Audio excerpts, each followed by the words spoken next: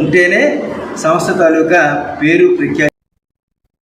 వనపర్తి జిల్లా ఏదుల మండలంలోని గొల్లపల్లి చిర్కపల్లి రిజర్వాయర్కు వ్యతిరేకంగా 73 రోజులుగా రైతులు శాంతియుతంగా నిరసన దీక్ష కొనసాగిస్తున్నారు. పాలకులు స్పందించకపోవడంతో నిరసనకారులు మోకాళ్లపై కూర్చొని అర్ధనగ్నంగా నిరసన వ్యక్తం చేశారు.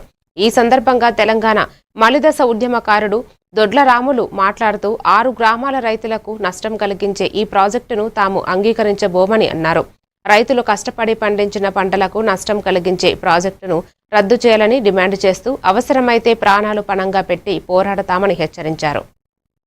పేరు రాఘవేందర్. అతను రాసిన విషయాన్ని కొంతమంది చదువురాని వాళ్ళు కొంతమంది చదవకపోయింటారు.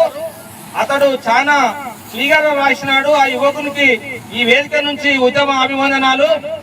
తమ్ముడు ఏం రాశాడంటే, మిత్రులారా, నేటికి మన ధర్నా చౌక్ లో మన అఖిలపక్ష నాయకులు చేపట్టిన ధర్నా 72 రోజులకు చేరుకొని ప్రయాణిస్తున్న ఉన్న పలుకుబడి ఉన్న నాయకులను ఉపయోగించి వనపర్తి టికెట్ తెచ్చుకోవడానికి కాళ్ళు ఏళ్లు పట్టుకొని వనపర్తి టికెట్ బీఫామ్ తెచ్చుకున్న నాయకుడు ఈ బడ్జెట్ పెట్టుకోవడం ఆయనకు పెద్ద సమస్య కాదు.